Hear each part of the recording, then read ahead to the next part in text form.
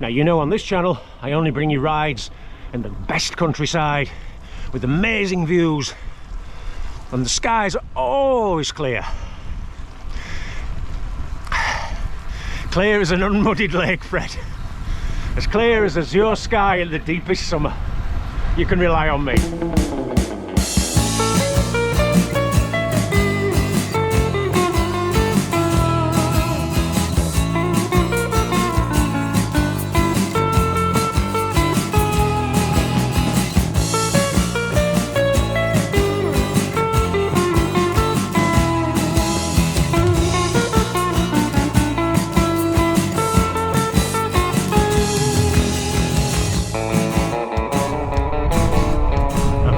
Welcome to Clipping In. Sunday, the 24th of September, the last Sunday in September, and I am heading in the direction of the Yorkshire Dales. I'm not quite sure what ride I'm going to do. The forecast for late morning looks atrocious. It's sort of, you know, the winds are meant to pick up a lot, and I don't really fancy being a long way out getting caught in that, so play it by ear. But the Yorkshire Dales are always good value. 13 miles ridden. I'm approaching, well, I'm a couple of miles outside Keighley. It's drizzling. The wind is definitely picking up. Well, if anything, be a good test for this new kit day. I've got the new clear Jawbreaker prescription lens, and I've also got some, what are they called? Speed rocker mudguards on the bike. Heading towards Steeton Lights. Amazing to think that this, about 30 years ago, was the main road carrying all kinds of traffic. But then the Aire Valley Trunk Road was built. Made a heck of a difference.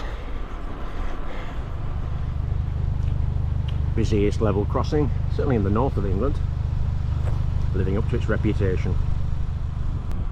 The speed rocker guards that I fitted to the gravel bike, I'm intending really for the winter to use two bikes really, the winterized Geos, which I'm limited to 23mm tyres, and then this gravel bike, which at the moment I'm running 28mm Schwalbe Durano in there, but I've set the guards up so that they will also accommodate gravel tyres if the roads are really bad. So I'm hoping that running those two bikes plus a mountain bike will cover all the delights of a Pennine winter. SKS Speed Rocker, the unusual guards really. They don't need eyelets, they don't use bolts, they don't use a chainstay bridge like proper mudguards, but there's a reasonable coverage there. They'll accommodate tyres up to 40 something mil. No problem using them with in and around disc brakes. So they're versatile in that respect. I thought they were a bit expensive for what they are, but see how they go. So far on wet lanes they seem to be doing the trick, but I think, you know, in real downpours I think they'll be found wanting. Lack of coverage. On the Gargrave to Rillstone Road, normally fairly quiet with some good views. Aye aye.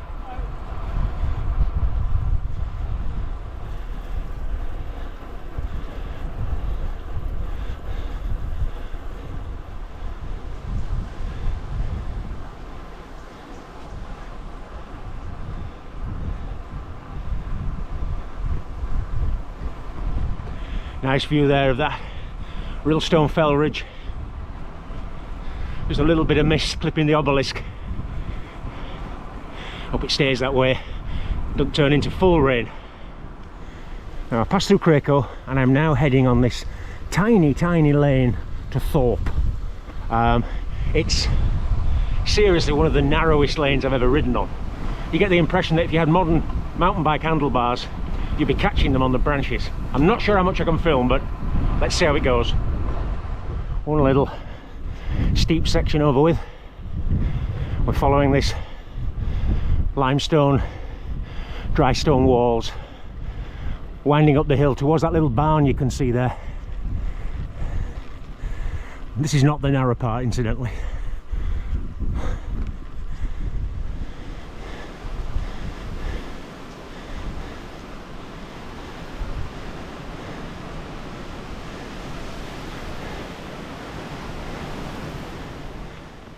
Now this is narrow. It's also covered in branches and leaves and all sorts of rubbish. I wouldn't recommend riding this on your super duper bike and super fast tyres.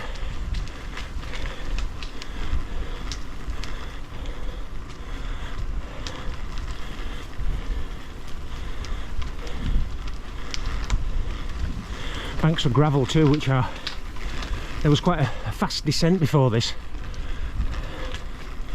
Bit tricky. Thank you.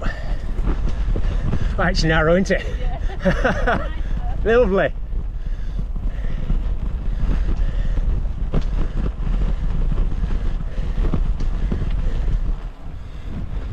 Oh, here comes the rain. Atmospheric.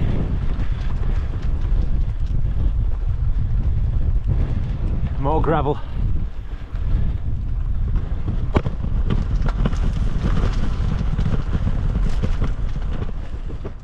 Unsuitable for HGVs. I don't know. Well, I didn't manage to film the sort of best parts. I made a Land Rover on one of the narrowest parts too, but yeah, all went well. Thankfully that was one car in that section. The rains really seem to be settling in a bit now. What I'm going to do is head towards Burnsall probably, which is in that direction. Burnsall Bank, Bolton Bridge maybe. Or my other option is to pick this B road here, go back to Linton and just cane it back on the main road to Skipton. So I'll think about it.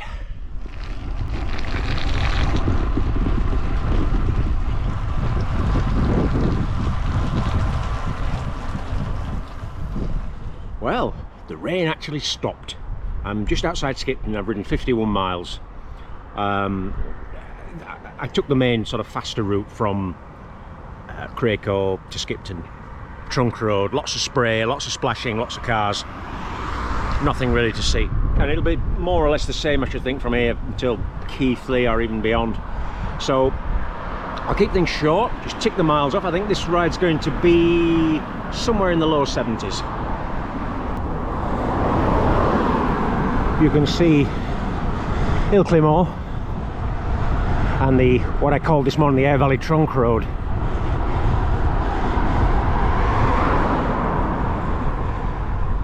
Uh, 62 miles ridden, 100 km, si tu veux, and it's, yeah, back in the drizzle, and the wind's getting a little bit insistent.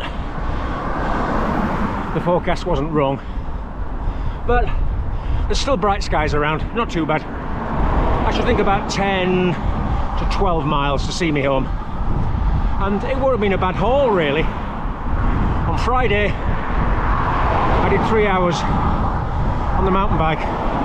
Oh, that was tough. Saturday was a beautiful day. Did about 54 miles in the hills, bumped into a friend, rode together side by side, chit chat, really nice. And then today I thought, well, anything over 60 is a bonus, given the forecast and given my legs, and hopefully that's going to tick that box too. You've got to be prepared now for the weather that's coming. It's going to be a lot worse than this, unfortunately. But I'm still hoping to get out, get some good rides in on one of the days of the weekend till the daylight really shuts down in mid-November. Heading for about 74 miles this ride, I think. And again, it's not been too bad. The Speed Rocker mudguards have done a lot better than I expected, even in some very heavy rain and some minor floods. And the glasses, clear lens, superb. And like I said in an earlier entry, it's a good log, and it makes like part 3 of a 3-day stint. All good stuff. Character building. So for this edition of Clipping In, I'll say goodbye for now and see you back out on the Yorkshire countryside before too long. Bye bye.